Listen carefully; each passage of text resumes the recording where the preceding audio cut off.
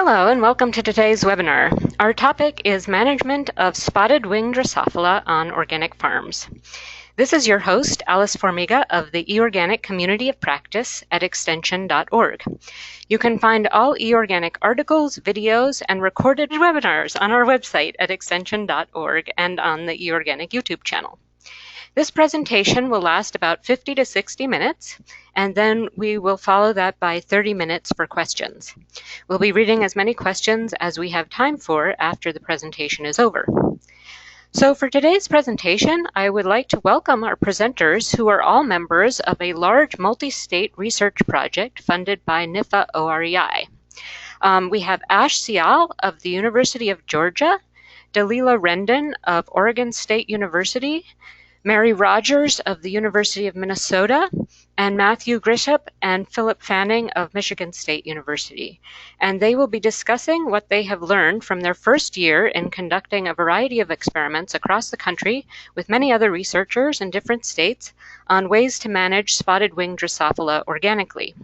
So with that, I'm going to turn over the microphone and the slideshow to our first speaker, Ash Sial of Georgia.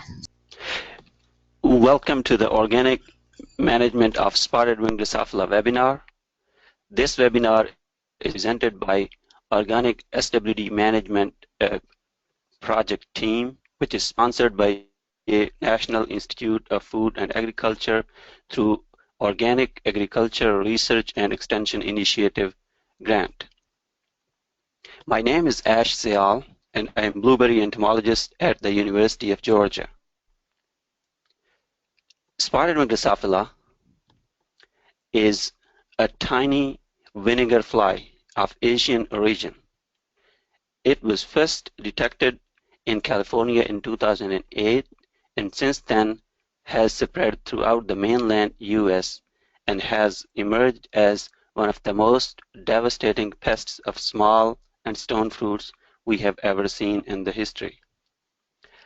Adults of this fly are about 2 to 3 millimeters long flies, which are yellowish brown in color. The males have 2 dark spots on the distal margins of their wings, as you can see here. That's where the name spotted wing Drosophila comes from. The females are blessed with a very unique ovipositor, which is hardened and is serrated, that they use to puncture the skin of otherwise very healthy fruit to deposit eggs in the fruit. Once an egg is laid, that hatches into a larva, and the larvae feed within the fruit and cause a lot of damage. This whole process of development from egg laying to adult emergence can complete within a week's period of time, depending on temperature.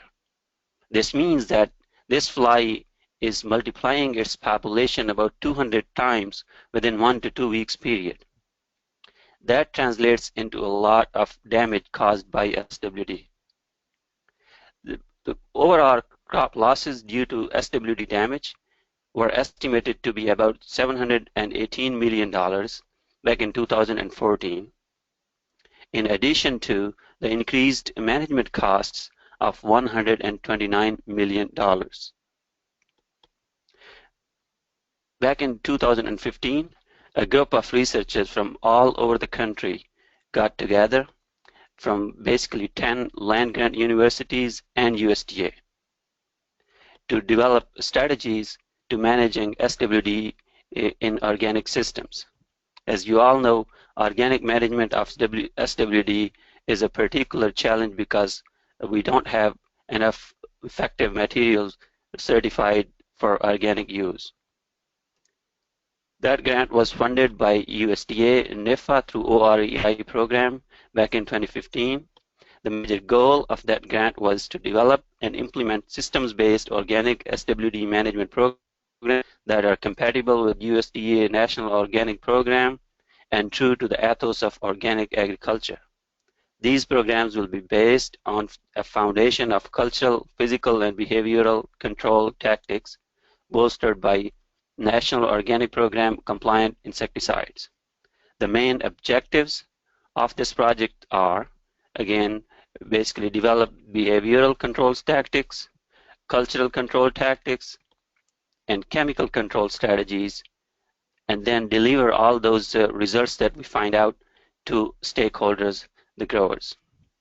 Today, we will provide you with what we have learned through the first year of our project, and presenters include, as Alice introduced earlier, Matt Grieshop, myself from UGA, Matt Grieshop from Michigan State, Dalila Rendon from Oregon State, Mary Rogers from University of Minnesota, and Philip Fanning from Michigan State. With this, I will transfer the mic over to Matt Grieshop from Michigan State. Okay, let me know if you can hear me clearly. My name is Matt Grieshop. I am the Organic Pest Management Specialist at Michigan State University, and the data I'm going to present to you all today was a collaborative effort from really the entire project team. So our first goal in this project was to begin developing semiochemically based tactics for spotted wing Drosophila management. So nested within this goal were several objectives. These were evaluating current attractants and one experimental attractant to see if we could find an optimal one, to look at how nutritional and reproductive status of the flies affect attraction, so how well these lures might work on flies that are hungry or are primed for oviposition, seasonal use of habitats and fly dispersal, and then sort of the capstone is developing management tactics. And we've been looking at attract and kill and mass trapping as potential tactics that would be built off of the attractant work that I'll be presenting today. So the first of our sub-objectives were to evaluate some commonly used attractants, and then also a couple of more recently developed ones. So the real key questions here are how attractive are these, and then also over time, so over the development of the growing season, how well do these attractants perform relative to spotted wing Drosophila capture. So to address this question, we developed a multi-region experiment. We performed the same experiment, and this was organized, and these summary slides were put together by Christelle Godot's lab at the University of Wisconsin. So the states we looked at were Oregon, Wisconsin, Michigan, Georgia, and Florida.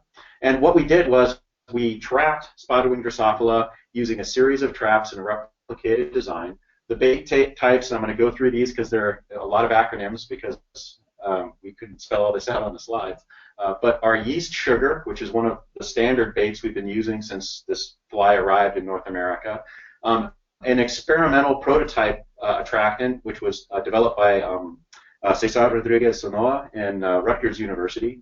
A commercial century lure, which is something that's been commercialized and introduced in the last several years. And then yeast flour apple cider vinegar, another sort of, I guess, what we call traditional spotted wing Drosophila attractant. So we tested these alone, and we also tested the the raspberry chemical and century in combination with either the yeast sugar or the yeast flour apple cider vinegar. And this was done in all 5 states before ripe fruit was in the field, so during the ripening phase, and then again in the ripe phase of fruit, so when the fruit was very susceptible to damage by spotted wing Drosophila. So the first figure I'd like to show you from this is just overall captures across these various lures. So this is the raspberry prototype, this is the century lure. Anything that has YFB is yeast flour vinegar, and anything with YS is yeast and sugar, and then in combination with that prototype and the century lure. So this figure basically shows you the average seasonal capture across all regions, all replicates for these lures. And really the take-home message from this is that the yeast sugar attractant remains a very solid attractant. When we combine it with our prototype raspberry semiochemicals, we did not see a consistent increase in trapping, but with the addition of century lure, we did see a little bit of an increase in how many flies we captured. So what this suggests for monitoring and surveillance is that yeast sugar from a season-long perspective may still be a pretty good option. The century lure did seem to improve things a little bit.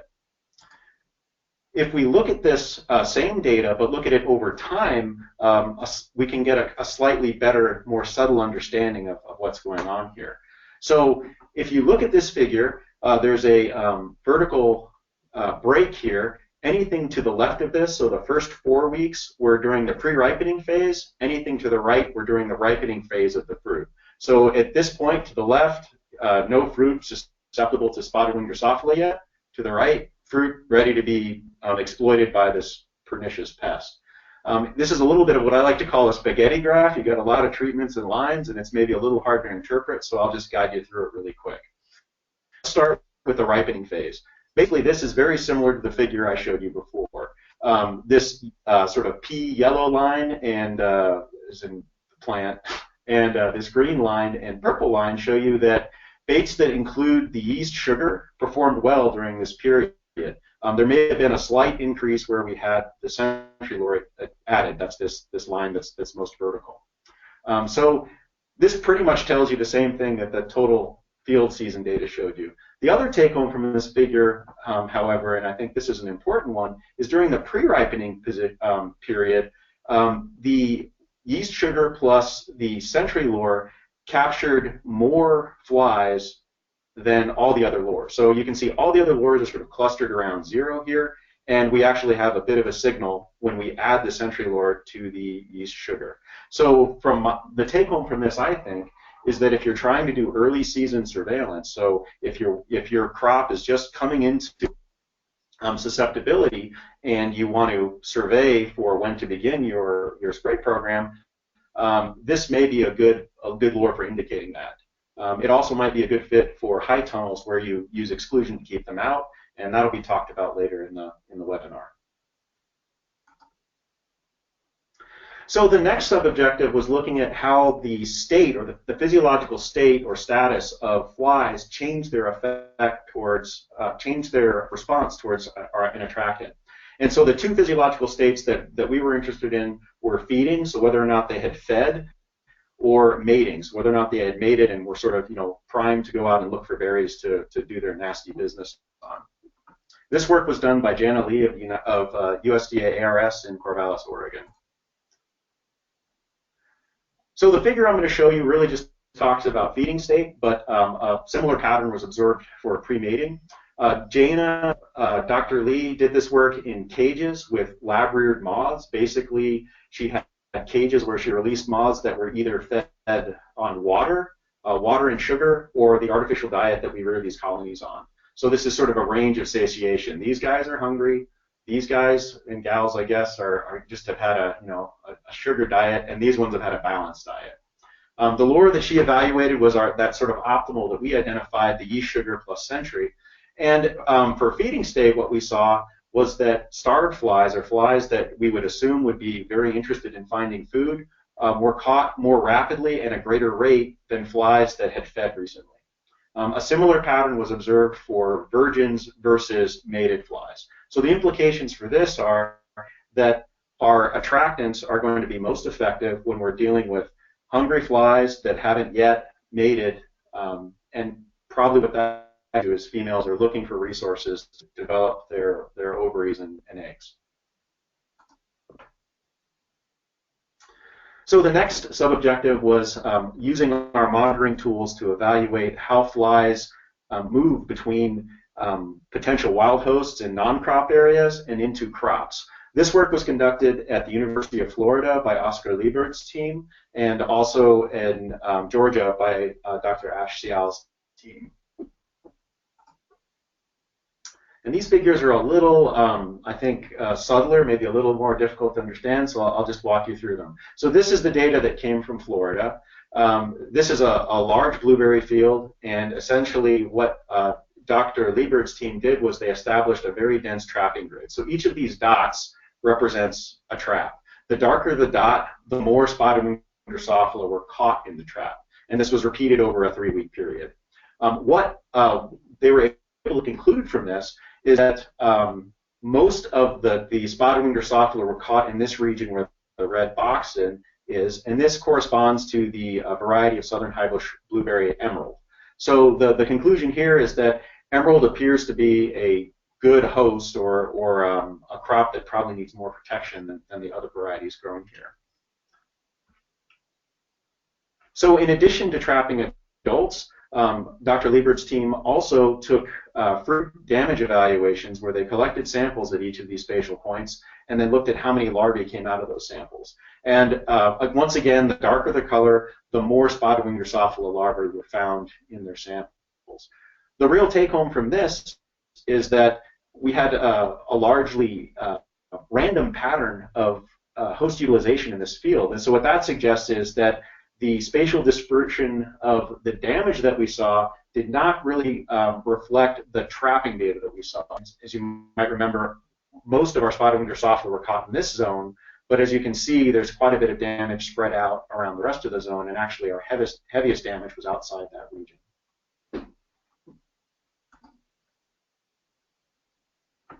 So the other activity in this area that I'll be reporting on today was done in Georgia by Dr. Sial's group. What they did is they set up trapping in a woodland, non-crop host area, a trapping grid along the edge of some blueberries, and then in the interior of the blueberries. And what they did was they went back and they basically monitored these traps on a weekly basis and looked at where flies were most active. And this was done in Georgia. And so this figure shows you what they found. So the blue circles give you the woods or the non-crop area. The gray triangles give you the border, so the edge of the cropped area, and then the black squares the interior of the field. And again, this was done in Georgia, and if you look at this, what we see is that spotted-winged Drosophila is really present pretty much year-round in the area that was studied, and the numbers of captures were always at least as high in the non-crop habitat as in the cropped habitat.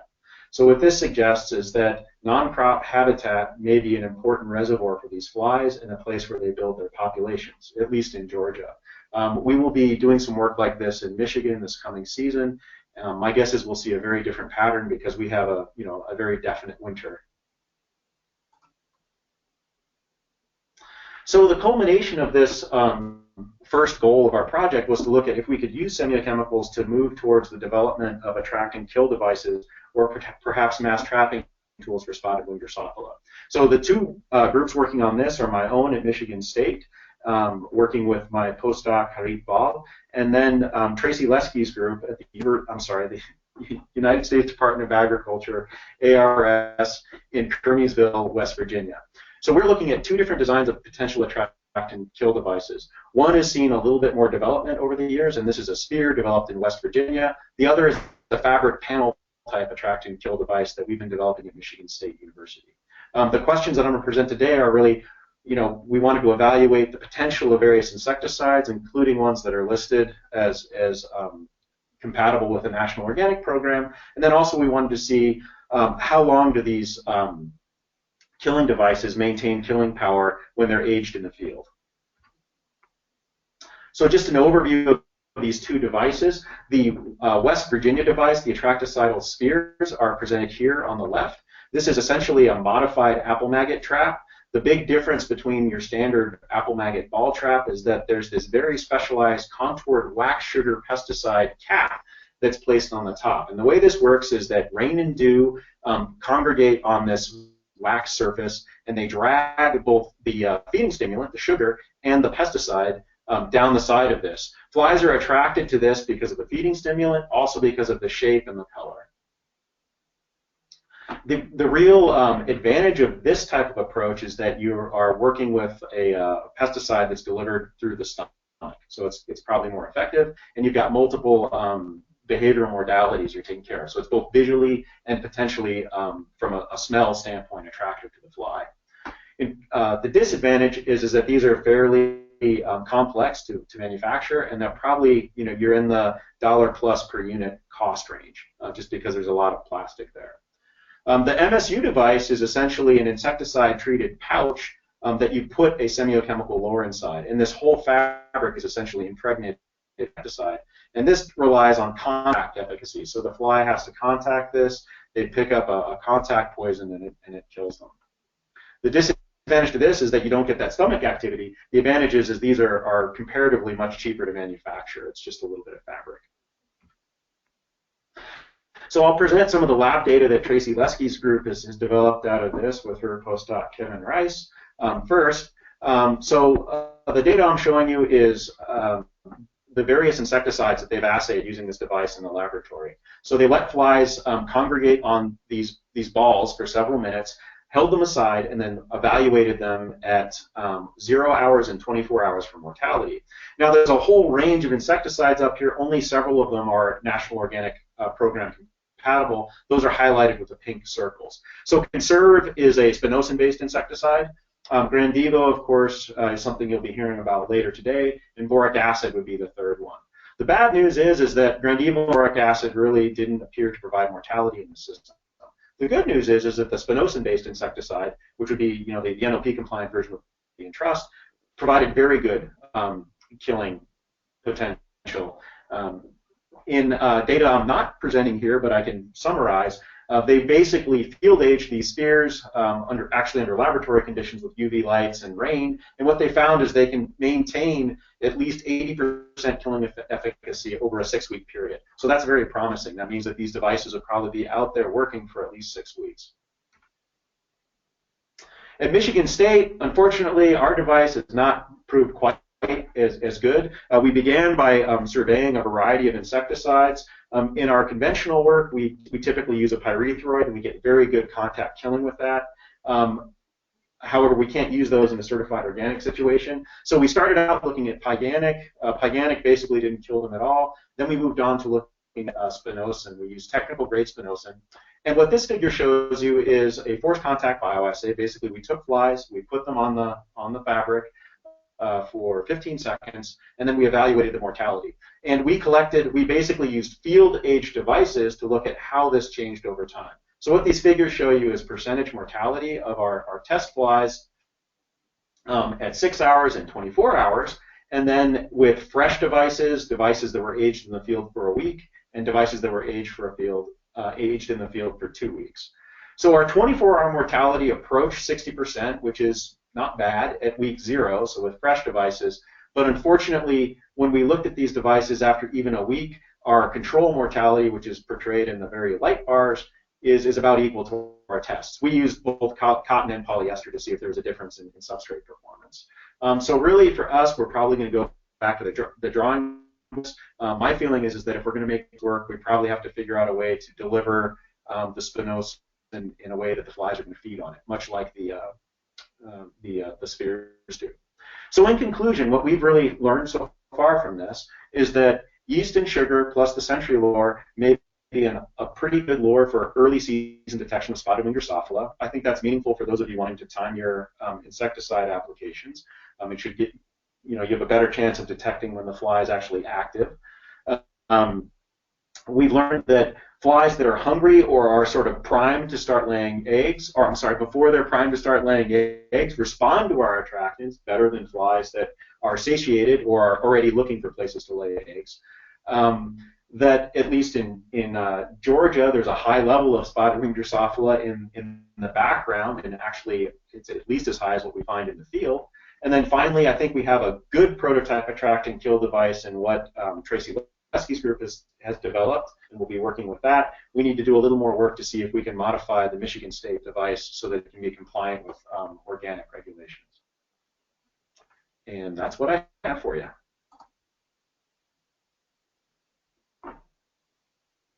Hello, my name is Dalila Rendon. I am a postdoc associate at Oregon State University. I am going to present the second goal of this grant. So the second objective for this was to develop cultural control tactics. And we focused on the main things that we focused on. The first one is canopy management effects on spotted wing Drosophila infestation and survival. The second thing that we looked at was weed mat effects on spotted wing Drosophila infestation and survival. Then we looked at the use of high tunnels and netting to reduce the spotted wing Drosophila.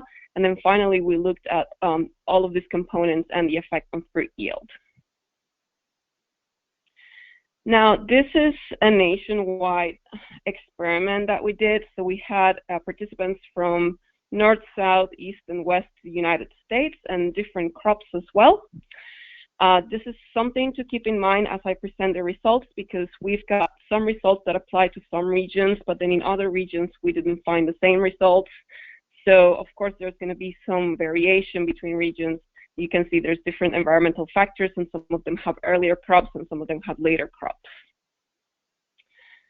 So the first part of this sub-objective, what we wanted to look at was the canopy management in raspberries, blackberries, and blueberries. Now, these different types of canopies are modified by levels of pruning, so you can have a lot of pruning or less pruning a plant compared to a grower standard. So basically what we're trying to find out is if there is a way to make this plant canopy less hospitable to spotted wing Drosophila, a way to hinder the development or the natural infestation. So the three treatments that we looked at in these experiments are dense canopies. So they're not pruned a lot, they're very leafy, very bushy. And then we have medium canopies, and then we have light canopies. So the light canopies have been pruned a lot, so they don't have as many leaves, they don't have a very heavy canopy. So the first result that I'm going to show refers to spotted wing Drosophila emergence, and this is a result that we found in Georgia blueberries and in Maryland raspberries. Again, I repeat, this was not the same effect in every region, but I will summarize at the end what we actually found in every region. So the first question that we asked was, we wanted to know what type of canopy has lower spotted wing Drosophila infestation or survival. And in this case, we actually found that both the medium and the light canopies had lower spotted wing Drosophila survival from either artificially infested blueberries and also lower natural infestation in raspberries. And this is compared to the very dense canopy that I'm showing here in the left-hand side. So this dense canopies harbored a higher number of spotted wing Drosophila. So then we were wondering what are the environmental conditions that can affect spotted wing Drosophila survival. So then going back again to our results in Georgia blueberries and Maryland raspberries, we wanted to know if the canopy temperatures had anything to do with these results. It is important to keep in mind temperatures in canopy and in general in the crops, because previous laboratory studies have shown that above approximately 86 degrees Fahrenheit or 30 degrees Celsius, the development of spotted wing Drosophila larvae greatly decreases and it leads to higher mortality. So in general, the question that we were asking is whether canopy temperatures can explain spotted wing Drosophila survival trends. And in these two crops, we found that yes, in fact, in medium and the light canopies, there was higher temperature for the canopy in general and also the berry temperature. And this is compared to these dense canopies that had a cooler temperature. So as a reminder, we actually found that these medium and light canopies had lower spotted wing Drosophila survival, and they also had a higher temperature compared to the dense canopies. Then we wanted to look at what was the effect of marketable yield with pruning. That's a concern. We might think that that high pruning might actually yield to a lower fruit yield. So this is a result that we found in Minnesota blueberries and Maryland raspberries. And again, it was not the same effect in every region, but I'm just going to show this part right here. So the question was, which type of canopy had the highest berry marketable yield? And what we found for these two crops was that, in fact, there were more berries, marketable berries per week in dense canopies. This was compared to the medium and the light canopies, which had a lower marketable yield. So this is a summary of the region. So we looked at a lot of regions and a lot of crops. We had Maryland raspberries, Georgia blueberries, Oregon blueberries, Maryland blueberries, Minnesota blueberries, Michigan blueberries, and North Carolina blackberries. So in summary, we asked 3 questions. We wanted to know what was the type of canopy that had the lower SWD infestation or survival. We wanted to know what type of canopy is hotter, and we wanted to know what type of canopy had the highest berry marketable yield. So just a few things to highlight here. The first thing to highlight here was this consistent result that we found in Maryland and Georgia. In Maryland, they used natural infestation, so they just looked at natural berries that had been naturally infested, whereas in Georgia, they actually artificially infested the blueberries and placed them in the field. So the consistent result here was that higher temperatures in higher canopies were actually related with decreased spotted wing Drosophila infestation or survival. Second main trend that we saw here is that even though there is lower infestation in light canopies, this can actually come at a yield trade-off, because as we saw the effect from Maryland and Minnesota, these dense canopies, in the case of Minnesota, dense and medium canopy actually yield more marketable berries than compared to the light canopies.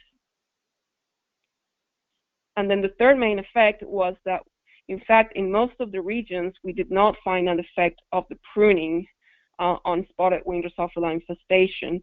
So pruning might not be enough in some crops to change canopy temperatures enough to affect spotted wing. And this is particularly important late in the season, because late in the season, the plants get bigger, the canopies get bushier. So it's really harder to get some effect from the pruning. So the second sub-objective that we're going to look at is the floor management. So we're moving from pruning to weed mats to floor. So there were two main questions that we wanted to ask here. The first one is whether SWD survival is lower, above, or below the mulch. And this is a little diagram which shows above the mulch is just simply resting on top of the soil, and below is an inch buried underneath the mulch. Depending on the region, the mulch was either first sawdust, it could be wood chips, it could be just the bare soil. So in this case, it's just an inch underneath that layer. The second question that we wanted to know is if SWD survival was lower with or without the weed mat. So it's just, this is a picture of what it looks, a weed mat covering a row of blueberry crops.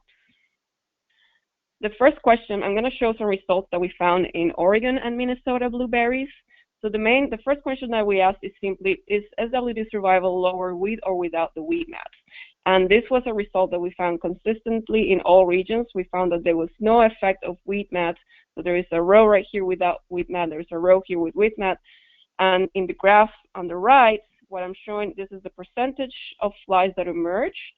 And then your orange box represents without weed mat, and the black box represents with the weed mat. And we saw that there was really no effect of weed mat. We found a similar number of flies emerging from infested blueberries. Now, the second question that we asked was whether SWD survival was lower above or below the mulch. And this is where we really found a striking difference. So remember, the ones below the mulch are the ones that are buried underneath about 1 inch, and this really increases the chance of survival as opposed to berries that are just sitting on top of the soil. So in the graph on your right, what you can see is the box in the top just represents the flies that were above the ground. The box below represents the ones that were below the ground, and you can see that above, if the infested blueberries are sitting above the soil, you can see that, you know, in some cases you can go down to less than 10% survival compared to below the soil, where you can get almost 50% survival. Now we wanted to know if these patterns can be explained by floor temperatures in Oregon and Minnesota blueberries. So as you remember, in this graph, we found that there is more SWD survive below the mulch. In this graph right here, you can see that below the mulch, the temperatures are consistently lower than above the mulch. And above the mulch, there is really no effect of the weed mat. The above temperatures are similar with or without the weed mats. So we found that there is actually a correlation between the temperatures above the soil, below the soil. So the temperatures above the mulch are hotter, and this can actually contribute to the higher mortality of spotted wing Drosophila. Now, this is a regional summary from this objective. So again, we looked at multiple regions. We saw Oregon, Minnesota, Georgia, and Michigan blueberries. In Oregon, Minnesota, and Georgia, we did artificial infestation, where we artificially infested blueberries and then laid them out in the field. In Michigan, They looked at the natural infestation in the fields, and some of the main trends that we found is there really seems to not be an effect of the weed mat per se. There's a strong effect of the location of the SWD larvae that are above the ground compared to below the ground. So this leads me to a very important next conclusion. So we found that it's really important to maintain this larvae above the ground. We really, really want to prevent them from going digging and pupated under the soil. So from some of the observations that we found in greenhouse experiments, we actually learned that the larvae that leave the fruit, they are incapable of penetrating the weed mat to pupate underground. That's a safer zone for them. So even though we didn't find an effect of weed mat in survival in our previous experiments, what we know is that these weed mats can provide a very effective barrier to keep the larvae and the pupate above the ground where they are less likely to survive. So with that, I am going to pass it on to our next presenter, Mary Rogers, and thank you very much. Hi, this is Mary Rogers at the University of Minnesota, and I'm going to talk a little bit about using physical exclusion to reduce infestation by spotted wing Drosophila. So we've seen in recent years that more growers are adopting the use of high tunnels for season extension and to improve the quality of fruit. So we were interested to see if we could modify the tunnel, this tunnel technology for pest management purposes. And so we were interested in collecting data on spotted wing Drosophila infestation inside tunnels, effects on the tunnel environment on the microclimate, and so we were recording temperature, and then the marketable yield inside these protected environments versus open field plots. So we had 3 different states involved in this objective: Minnesota, Michigan, and Arkansas. And so we all had slightly different treatments, but the main effects we were looking at were plastic or poly-covered tunnels, netted tunnels, so tunnels that fine mesh netting all around. And this netting is an 80-gram Tech-Knit net, so it's very fine mesh. It's 1 millimeter by 0.6 millimeters, so it's fine enough to keep out a spotted wing Drosophila, which are really, really small. And so we were looking at infestation and measuring data in these protected environments versus open field control plots. So this is some of the infestation data coming out of Michigan. You can see on the x-axis is the various life cycles of the spotted wing Drosophila, and on the y we have cumulative infestation, so over the course of the season. And right away you can see that, and this data is just netted versus open field plot, but you can see that the exclusion with netting, with that fine mesh netting, is working. It's reducing the number of eggs in fruit. It's reducing larvae in fruit, and so you're having a higher degree of marketable fruit. And also we had adult traps placed inside these enclosures, and so we were trapping. So adults will come in when we go into harvest, so that's one of the things we wanted to see. But we were keeping a significant amount of flies out of these tunnels. Oops. In Minnesota, we saw similar results. So we were looking at netting and poly coverings in Minnesota, and we found that raspberries in the poly covered tunnels had low season-long levels of infestation. So only 2% infested fruit were recovered over the course of the season, and it was like a 10-week long season on fall-bearing raspberries, which are more susceptible to SWD just because they're ripening at the time when these flies are really densely populous. So compared to netted tunnels, we had 35% infestation, so more in our netted tunnels than in our plastic tunnels. And then still this was less than our open field plots, which had about 81% really, so pretty high levels of infestation in open field plots. We don't know why we're seeing the differences between the poly-covered tunnels and the netted tunnels. We hypothesized that this might have something to do with temperature. So I'll get to that in a minute when I show my temperature data. And this is Arkansas. So Exclusion was working splendidly in Arkansas. They were looking at high tunnels with netted ends, so poly covering with the nets on the ends, poly covering little tunnels, and then netting all around. And they found that Exclusion, that all of the Exclusion treatments were working, and they had 0% fruit infested. So that's great compared to similar levels of infestation as we experienced in Minnesota, open plot control plots, so 80% level infestation. There was one caveat, the all-net mini tunnel, a windstorm blew the door open, and so the flies were able to colonize and enter the tunnels.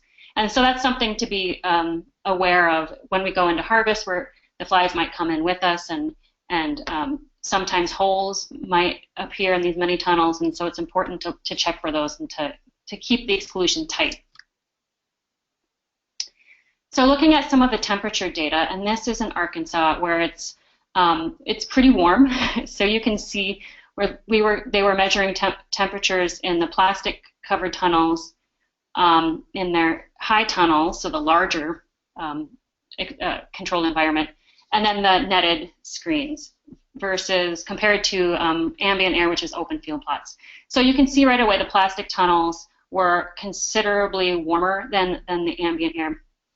And this dashed line here indicates that threshold level that Dalila mentioned, that 86 degrees Fahrenheit. That's the upper developmental threshold for spotted wing Drosophila, where they're not laying as many eggs and they're not as active. And so the temperatures regularly exceeded that, the maximum daily temperatures exceeded that in Arkansas.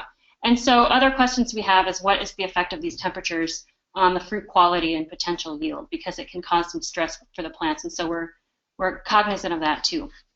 And Minnesota, the temperatures to be expected were a bit cooler than what we saw in Arkansas, and we didn't really see that difference in the temperature between the netted tunnels compared to open field plots. Those were pretty similar, so our netted treatment was not warmer than our open field plots, whereas our plastic covered tunnels were considerably warmer.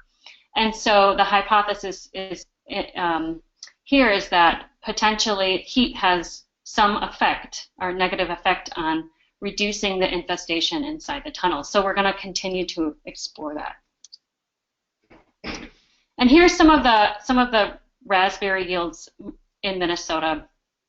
And this was taken on we had a 1 meter long section of plants where we were harvesting all of the berries from that subsample. And we didn't see differences in total yield, which is a good thing. So we're seeing that pollination wasn't a limiting factor for these raspberries in the tunnels. We didn't cover them until we had green fruit. So we had some pollination initially happening, but we didn't see any effects of that after covering. We did have higher marketable berries in both covered treatments. Those were about equal compared to our open field uncovered control. One of the other benefits of the exclusion environment is that you're reducing wind too, and so heavy winds can cause a lot of whipping around of the canes that might cause damage to the berries, and so that's another benefit of controlled environment. So here's our regional summary. So exclusion seems to be working really well. It lowers SWD infestation. It is warmer in the tunnels, and so this is something that we're going to need to investigate further in regards to fruit quality and yields. And it resulted in better quality berries than our open field plots. So we're going to continue looking at this. We think it can be a great way to manage spotted wing Drosophila on maybe a small scale. We don't know if it'll scale up. We are going to be doing some economic analysis, and we'll have more to report on this. So with that, now I'm going to pass it over to Phil. Yes, so thank you, Mary and Dalila. That was great. So my name is Phil Fannin. I'm here from Michigan State University. I'm going to update you on some of our work on Objective 3 of this project. That's developing better control strategies or chemical control strategies for control in spotted-winged Drosophila. So as part of this year, we wanted to look at different organic insecticides, some we already knew about and hopefully some new ones. We wanted to test the effects of adjuvants for improving control and efficacy. We also wanted to look at phagostimulants or feeding stimulants to increase basically the efficacy of these insecticides as well. In the future, we're also hoping to look at how these different or OREI listed materials will affect natural enemies, but hopefully we'll be updating on that soon. So this graph is just it's a great graph from the Boston Globe that came out a few years ago, and obviously it shows the biology of spotted-winged Drosophila and highlights basically what chemical control can hopefully do for us. Obviously, chemical control is an important part of most people or most growers' programs, and the goal of it is you can see the stop sign here, is to basically stop the females from being able to lay eggs in the fruit. We do this by basically targeting with direct contact sprays in the field, but also maintaining residues on this fruit, so when they try to lay eggs, we might be able to affect their ability to lay eggs. Once you affect their ability to lay the eggs or kill them before they lay their eggs, you stop these eggs from developing into larvae. And then you stop these larger larvae, which are particularly important because these are the larvae that obviously the smaller ones aren't as visible to the general public. But when you get these larger larvae, they can be seen even without a microscope. Obviously, if you knock out these larger larvae, you'll also knock out the pupae and the adults, and stops the generation from a new generation from emerging. Obviously, this happens pretty quick. If you look at this table just above that blueberry image there, you can see that their generational time is quite quick. Here in Michigan, when weather is obviously in the heat of the summer, when the weather is hot, you can get generation time turning over in around 7 days. So you can get a new generation in close to a week or a little bit over a week. This fast generation time, of course, also has issues with chemical control, as given that generations are turning over so quickly, we have to pay very close attention to rotating our different chemicals that we're spraying, so we're not seeing resistance develop to any of our specific chemicals. So rotation of chemicals is important, and that's some of the work we were trying to do this year. So obviously, any of you who deal with this pest and use the chemical option will know that Entrust is probably one of our most effective chemicals at the moment. The graph here, or the table here on the right, was taken from a bulletin that you'll be able to download. It's there on the left-hand side, but obviously you'll have the PDF of this.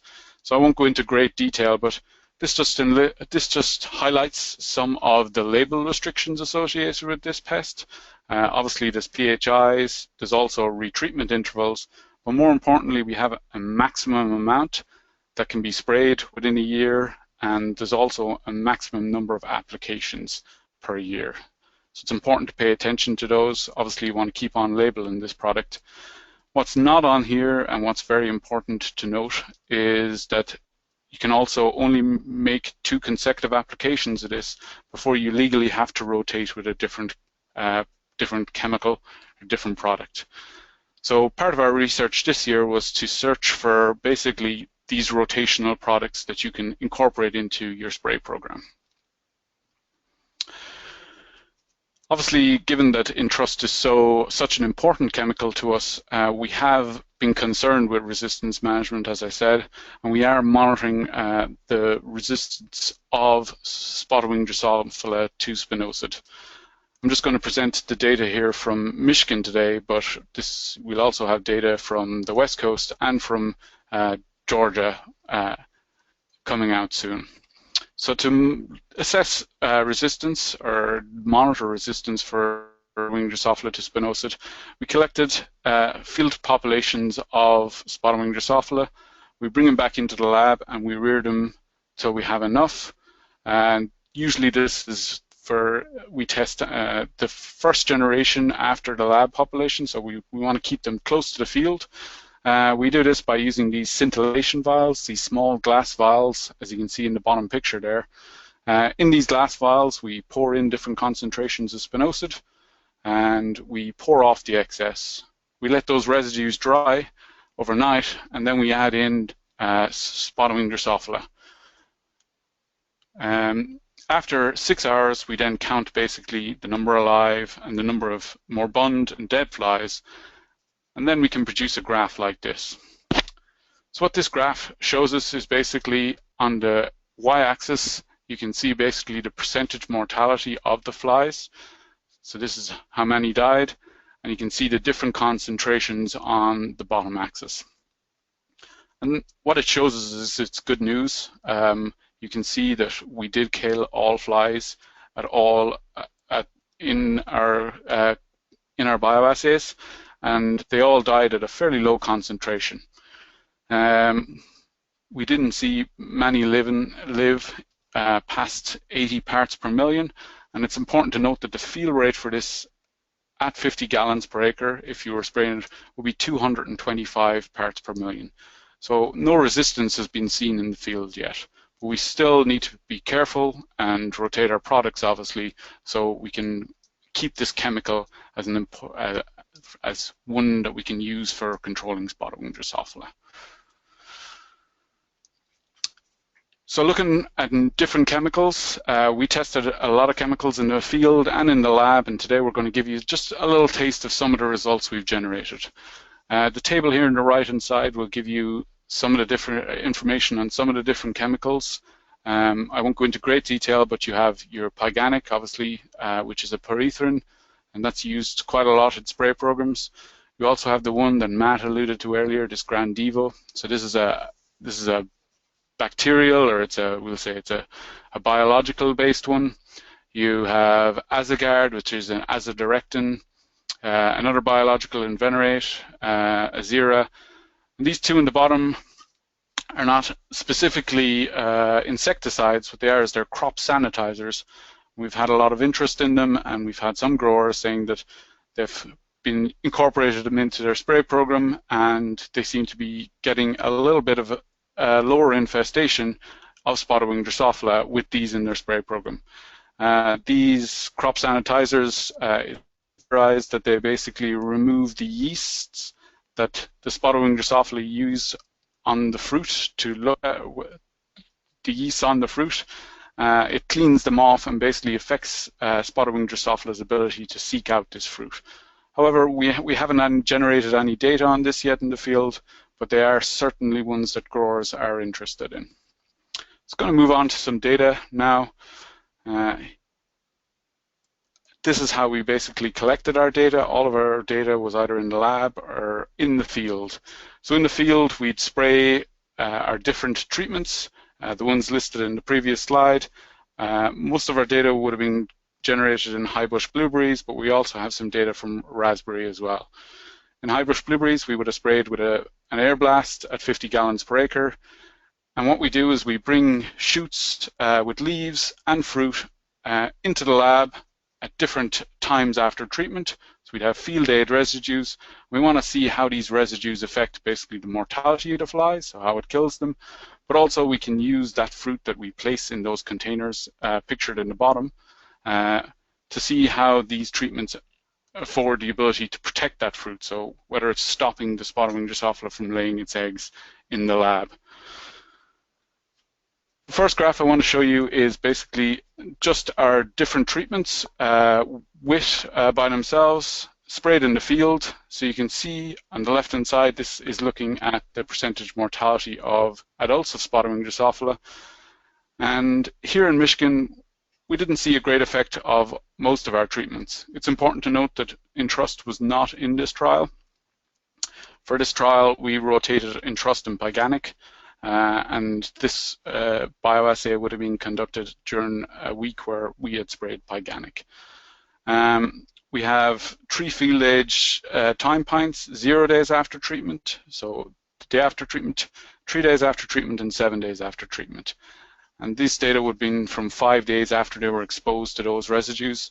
And as you can see, there was quite low mortality here, One thing to note, of course, in Michigan is we do get these dews. We do have a little bit more rain than you get in the south of the US, so our residues are being challenged quite a bit. If we move on to the same results from Georgia, obviously there's one difference here. This would have been conducted after they had done a spray of Entrust. So you can see they got a little bit of a better activity, higher mortality among spotted wing Drosophila. The Entrust was obviously gave good control. Grandivo also gave a good bit of control. And we also got some control with the oxidate and venerate, which is an interesting enough result. So we did see some effect of these treatments on the mortality of spotted wing Drosophila. So looking at some data we generated in fall red raspberries, we were conducting an experiment, a 5-week trial to look at rotational products for Entrust. In this, we had Grandivo. This is the one that Matt was talking about again earlier.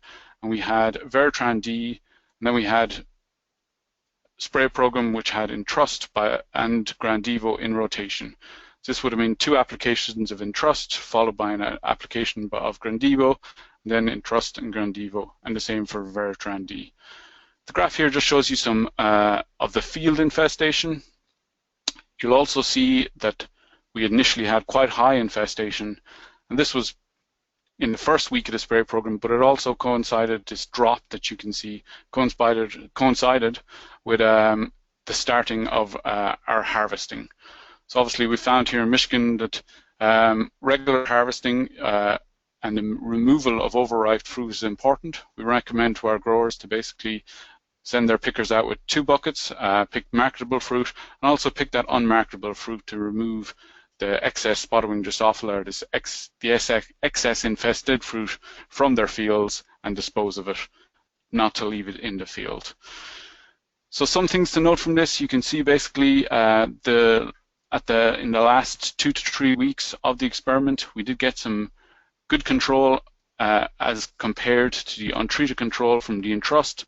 But we also got some good data out of the Entrust and Grandivo and the Entrust and Veritran D. So these products offered in the last 2 weeks pretty similar control to that of the Entrust. Obviously the Entrust here would have been sprayed every week, which is not a legal spray program. So this is a spray program you couldn't do. This was done at a research station here. So this showed that basically Grandivo and Veritran D were good products to rotate with Entrust.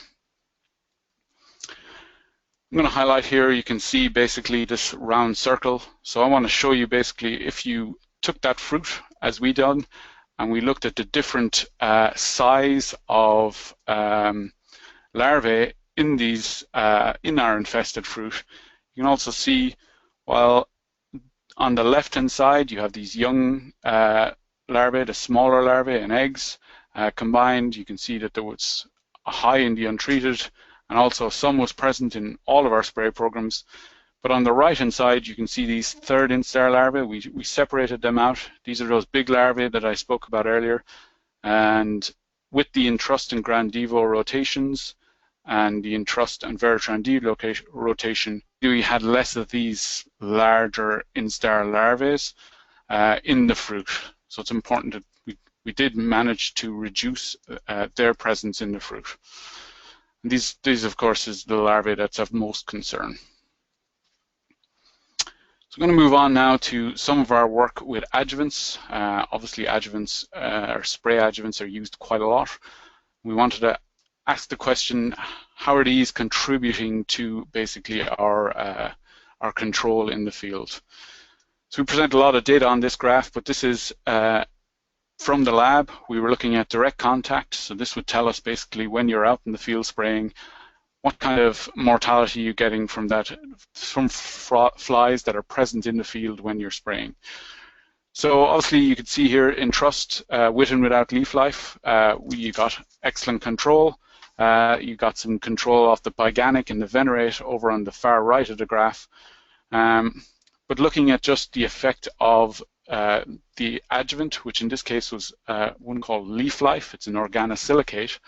You can see here in this yellow circle that I'm calling up, this is where we saw the most startling effect of this adjuvant, with a Azira, so this as a direct-in product, where you had basically, with the adjuvant, you had a lot greater control with the presence of the adjuvant. So it gave better control with adjuvants there.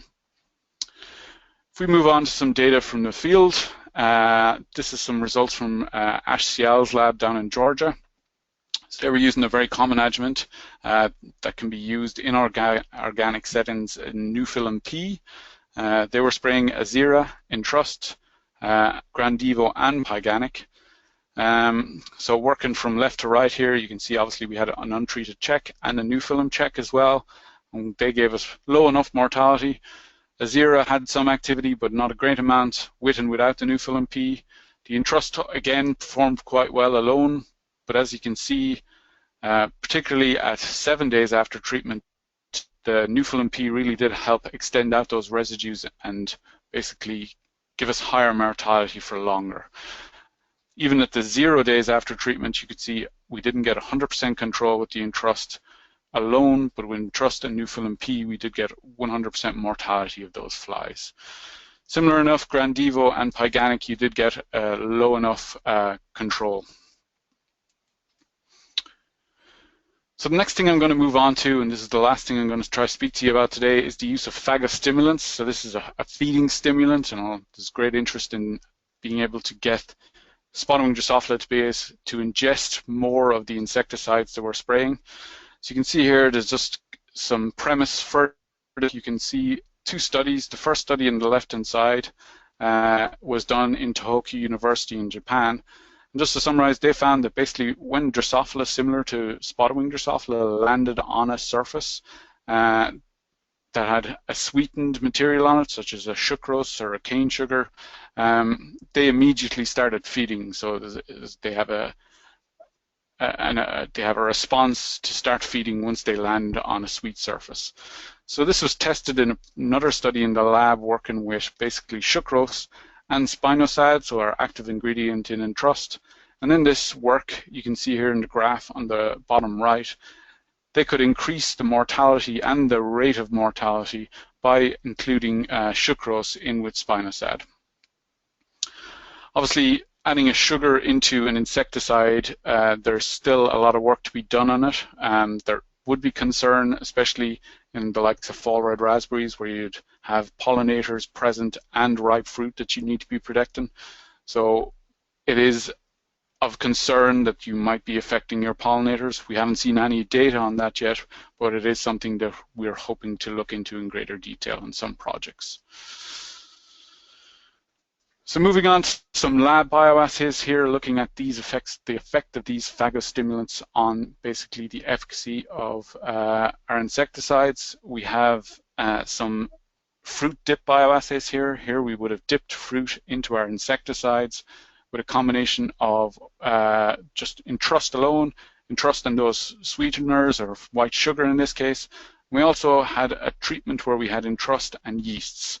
So yeasts are quite important to spotted wing Drosophila, and we know they clue into them, and they feed on yeast after they've mated and before they lay these eggs. So we included a yeast to see if we could increase the uptake of our insecticides with that treatment.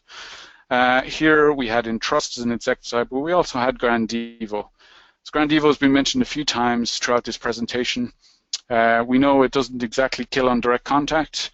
Residually wise, it doesn't really kill them great, but one study that I'm not highlighting or showing any data here, but one study has shown that basically this product, while it doesn't kill them directly, it does affect the fecundity of spotted wing Drosophila.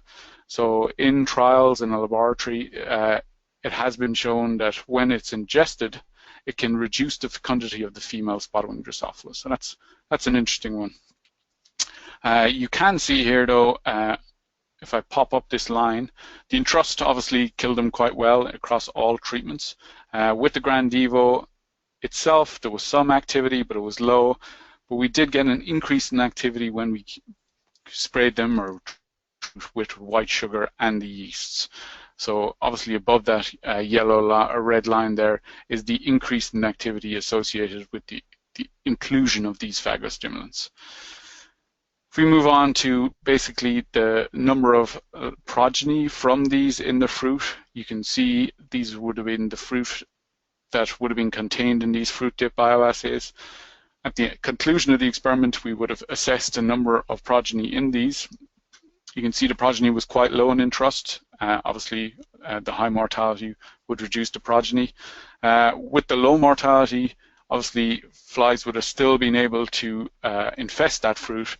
And we can see one of the main take-homes here is we did have less progeny in fruit with these Grandivo and white sugar, and just Grandivo and yeast. Obviously, the lowest was seen when we had Grandivo with white sugar and yeast included. So moving on to some field work associated with phagostimulants. This is some data from Georgia, and you can see that if I take out some of the treatments there, we can see, most importantly, we can see here that in the field we also did get a little bit of a bump up, especially 3 days after treatment, with the inclusion of phagostimulants and entrust. Also with Grandivo as well, there was a little bit of an increase with the presence of this white sugar and the white sugar and yeast. So I'm just going to give you some quick conclusions on some of our chemical control work before handing you back to Ash. Obviously, Grandivo and Venerate were good rotational products, as we could see in that trial we done on fall red raspberries. Organic, while we did get good knockdown in some experiments, residual-wise, it didn't have great residual effects. There's great interest in these crop sanitizers, and it's hopefully something we can generate more data on and bring that data to you in future webinars, and how these basically affect spotted wing Drosophila's ability to find an ovipositor in the fruit. We've had some growers who've used some new Bavaria strains, and they've got some, they felt like they've got some good control out of them. This isn't something we have any data on, but obviously if any of you have previously worked in them and are wondering about it today, we haven't any data on them yet, but it is something that's on our radar. And hopefully we can continue our work on phagostimulants. Obviously there was some positives from our work this year on it. We'd like to maybe work with erythritol. So this is an artificial sweetener that doesn't give any nutrition to the flies. And also there's been research that shows that maybe different yeasts might also give us different or better control. So with that, I'll pass you over to Al, and he can move you on to some of our conclusions.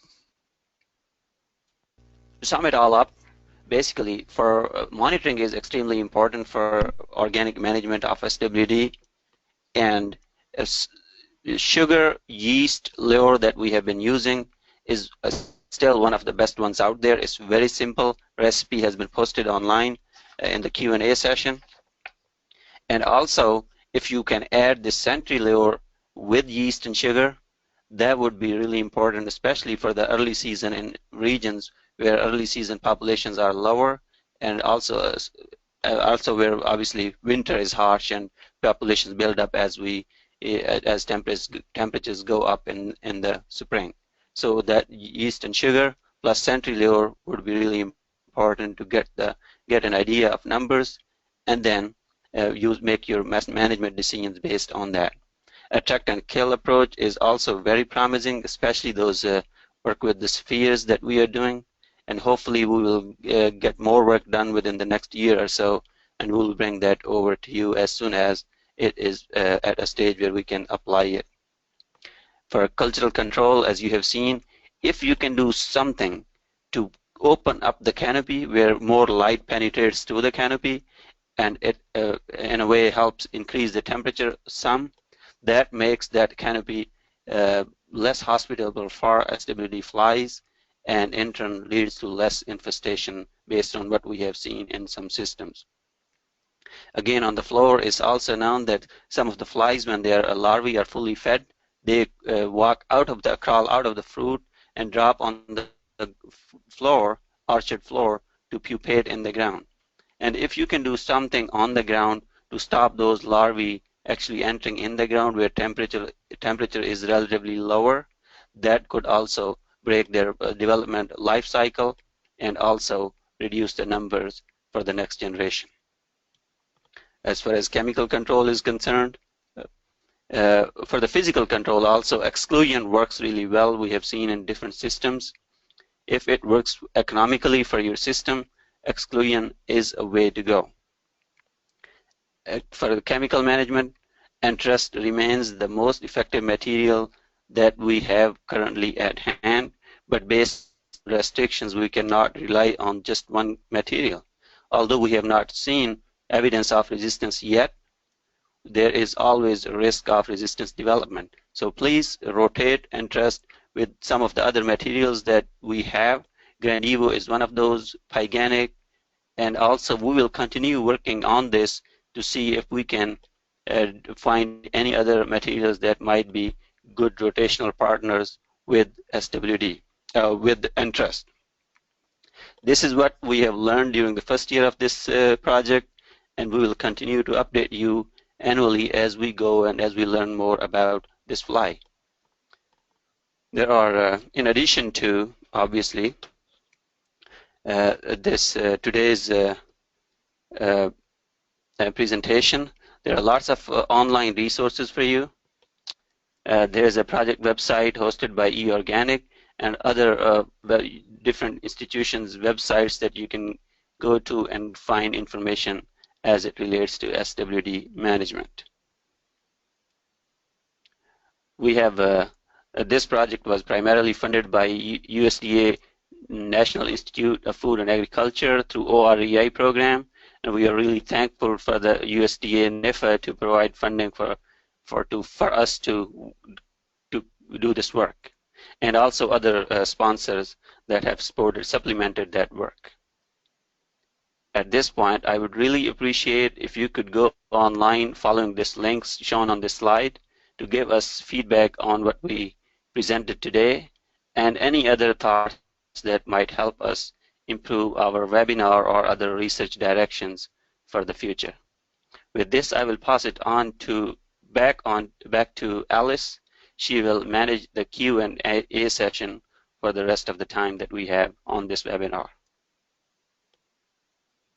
Okay, thank you everyone. We are going to present our question and answer time now, and we're going to be going for about 30 minutes. We have a lot of questions in already, so I'll be very brief, but if you have a question, just type it into the question box and hit return. And I just want to remind everyone that this talk was recorded, and we're going to make it available within the next week on the eOrganic YouTube channel and at the link that I'm going to pull up on the next screen in just a few minutes. That is the link to our webinar archive. Also, the eOrganic YouTube channel archives all of our webinars. And if you'd like a handout of the slides for this webinar, you can find one in the handout section of your GoToWebinar control panel right now. If after the webinar you have general questions about organic farming that aren't necessarily relevant to spotted wing Drosophila, you are also welcome to use the eOrganic Ask an Expert service, which you can find on eExtension.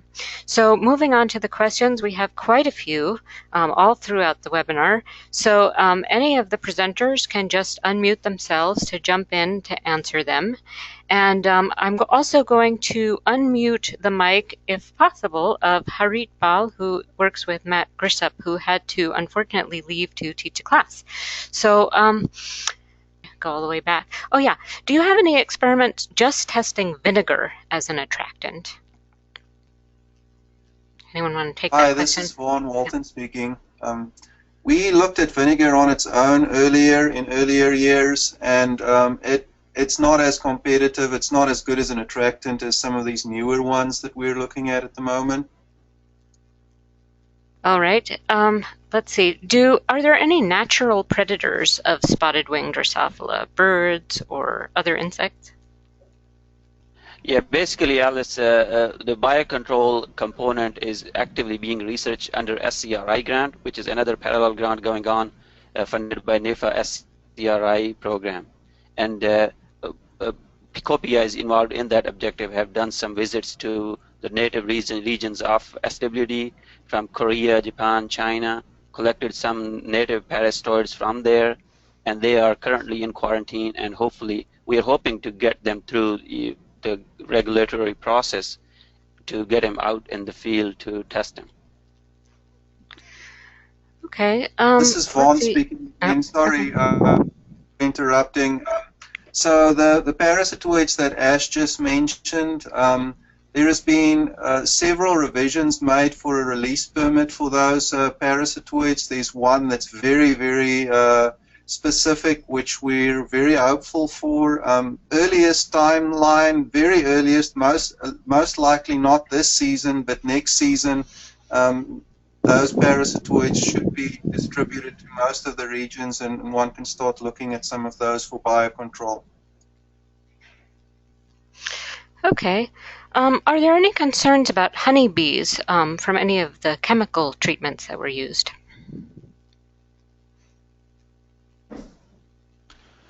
Yeah, certainly with some of the more potent ones, there would be concerns with honeybees. Obviously, direct contact sprays or directly contacting would cause an effect on honeybees. Obviously, if you were conscious you were honeybees, it would be good to spray late in the evening, potentially after bees had stopped foraging. This also is beneficial because this is one of the most active times for spotted-winged Drosophila, and also allows the maximum amount of drying time of those residues before basically your bees become active again. Okay, let's see. A couple of people were wondering whether the spear traps are commercially available, and if so, where they can be purchased. The spear traps are not commercially available. They're still being tested, in addition to the other traps that are also being tested at Michigan State, I think. So it'll be at least a year or two before those become available. And Tracy Lesky would be the person to talk to about that. Okay. Let's see. It says, why do spinosad PHIs vary between blueberries and blackberries? Yeah, I'm not too sure on that. Obviously, different tests are done in different crops to determine what PHI there would be. So that's just down to the labels or the residues that were tested at the time. Okay. Has anyone tried any kind of neem-based insecticide, for example, Nemazad 1% and Trilogy for control? Those products were not included in this particular year, but there's at least one material that we are planning to test during the second year that is neem-based. And we'll report, obviously, what we see in terms of efficacy once we have tested it. Okay, here's someone who's preparing to establish an orchard where no fruit yet exists on the land. Is there anything she can do for prevention in terms of design or other preparation? Most important would be cultivar, and this is our biggest problem here in Oregon is our growers want late cultivars because they can make more money on the later varieties. So if you can have an early ripening cultivar, you'd have a lower chance of susceptibility because the flies will take longer to build up. We find the highest pressure much later in the season as opposed to earlier in the season, as Dalila was also mentioning earlier. Okay, thank you. Can you hear me now, anybody? just let me know if I sound okay. Much better. Oh, I'm glad. Okay. Can anyone comment on using either the atracticidal sphere or fabric pouches with Entrust and whether spraying as well is necessary? If the kill trap, if they're used with Entrust, does that affect the number of times you can spray? This is Vaughn again. Sorry, I'm speaking too much, but if you look at both these technologies, and we didn't talk about bait sprays today, those technologies are not commercially available at this stage, but ultimately, as soon as those technologies become available, they will not be a standalone technology. They will be bringing the numbers down, especially in the earlier varieties. But then as the populations start increasing during the season, you will have higher numbers, and the bait sprays will not be able to control, as well as the spheres and so on, not be able to control those spotted wing. If you look at the quantity of compound that we're using in these technologies, they're a fraction, I think in some cases even 100th of the quantity of pesticide used. So there's a significant advantage using these technologies, but at this stage it's not, I'm not aware that it's legally available as an alternate use in any organic crops. Okay, have there been any trials using some type of mint ground cover or spray fog like peppermint or spearmint to deter SWD? Not as part of this project. We actually have not tested any mint-based materials. But this was brought to my attention also from one of the audiences, and we will evaluate a couple of products that I am aware of in the lab first, and if we see any promise, we will include in our field trials for this 2017 field season. Okay, we have some suggestions of various other spray combinations. One of them is if you have any comments on the efficacy of mixing Pyganic with Grandivo and Venerate in rotation with spinosad. Obviously, there's issues around tank mixing and resistance management. Obviously, it's never good to mix your chemical classes like that. I don't have any data on mixing these chemicals, so I couldn't really comment on that. But certainly, in terms of resistance management, mixing these chemicals might not be the best idea. Okay, and another. There was sorry, Alice. There was some work done in Washington State on these tank mixes of lots of these small, otherwise soft organic materials, and there was a increase, but it was not significant enough.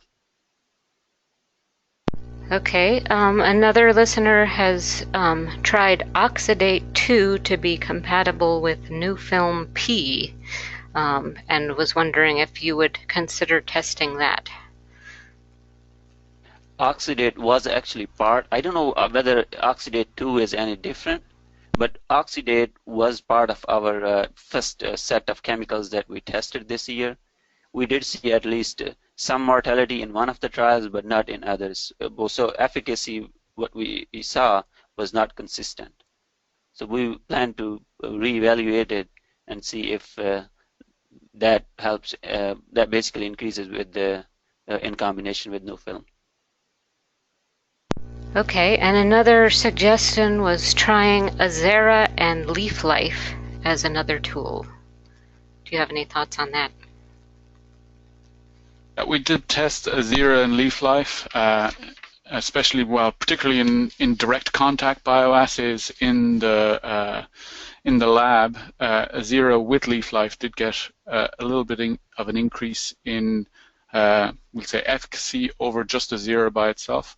I know you had a question earlier about Leaf Life. I just saw it there now, and Leaf Life is certified for use in organic systems. Okay, great. Someone wants to know if there's any work being done on this in Texas. They have raspberries and blackberries and could use some assistance. Nobody from Texas A&M or extension system is part of this particular grant, but I'm sure there's got to be some work going on. If not, you're always welcome to send us questions and use our website, and we'll be happy to answer any questions. Okay, yeah, the link to the website is right, the first one on the screen, and you can find out all about this research project. And I know that Andrew Pitran of University of Minnesota has been posting regular updates as well, so that's a great place to learn more about what's going on and the latest updates. The question of how many non-targets are you seeing when using YS plus Century Lure? Our experience with Century Lure alone resulted in a very high ratio of non-targets to SWD, making sorting and identifying difficult and time-consuming. We sample on a weekly basis. Is this how long you wait between checking traps?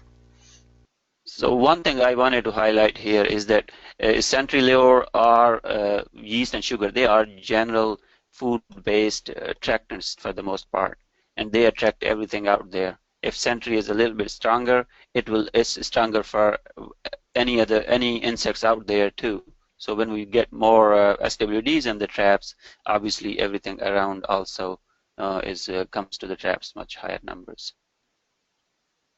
One way in which you can reduce the non-targets is by creating some kind of a screen, and there are some commercial traps that have screens which have tiny little holes which only let in Drosophila suzukii, or mostly Drosophila suzukii. So that would be a possible alternative as well. Okay, we have a question about whether there's much information available about natural controls, for example, predators, parasites, or diseases of SWD, and if so, where it might be found. I don't know if Jaina Lee's on the call. She did some work. Our lab here in Oregon did some work. There are multiple other labs on the East Coast who's also done work. There are parasitoids, generalist parasitoids, that are attacking spotted wing Drosophila. They're attacking the late larval, early pupal life stage. However, if you look at the parasitism rate, it's very low, in the range of 2 to 5% at the very most during the whole of the season. If you look at some of the other beneficials, including predators and so on, Jaina Lee's work showed that there is some reduction in spotted wing Drosophila populations, but our biggest hope at this stage is the specialist parasitoid, which is in quarantine, where we've applied for a release permit. With that parasitoid, they're finding very high parasitism rates very early in the season, in the range of 70 to 80%. In China. So if we could get that parasitoid, we think that it would significantly reduce spotted wing Drosophila populations. Okay, we have several questions about how much sugar per acre and per 50 gallons was used. Okay, one of them was about with the Entrust and Grandivo sprays, but I guess in general there are some questions about sugar and how much to use. We would use sugar at around a 2 pounds per acre rate. I think it would work out at 3.6 grams per litre, if you excuse my use of litres. Okay. It is simpler in some ways for calculation. Let's see, you have a red raspberry you pick farm. Can I use the sphere with yeast sugar and Century lure throughout the entire season, and would I hang that above the bushes so customers would not come in contact with the sphere? I suppose it's important to note that the spears are not commercially available yet. Obviously, hanging them, it wouldn't hang them in the open. Generally, if you'd put them lower down in the canopy, inside the canopy, that's where spotted wing Drosophila are generally more active from my observations, but maybe Vaughn or Ash might be able to chip in greater on that. Yeah, so the spheres, it excites me to think that there is a technology that might be in the pipeline. The person to talk to would be Tracy. I don't think we're at the commercial stage for those spheres yet. There has been people who's tried mass trapping. This has been done in the United States and in Italy, and people have lost a lot of money because of mass trapping. We're not 100% sure, and with mass trapping, I'm talking about little cups with yeast and sugar and so on in it. A lot of people have tried it and lost a lot of their crop because of that. So at this stage, at least to my understanding, it doesn't look as if there's evidence showing that mass trapping works. And then the spheres are not commercially available at this stage. Okay, someone wants to know whether you can retrofit existing blueberry or blackberry rows with ground covers or garden cloth. Hello. Well, I think that this is something that you can really do with any types of crops that you have. So, for example, what we did in Oregon, the blueberry rows that we had, they didn't have a wheat mat initially in them. They just had the sawdust mulch. So we were the ones who actually laid out all the wheat mats. And this is actually something that we're going to be looking at this year. Is we're going to be doing a little bit more of an economical analysis of what's the labor and how much it actually takes to lay these and put these wheat mats in place.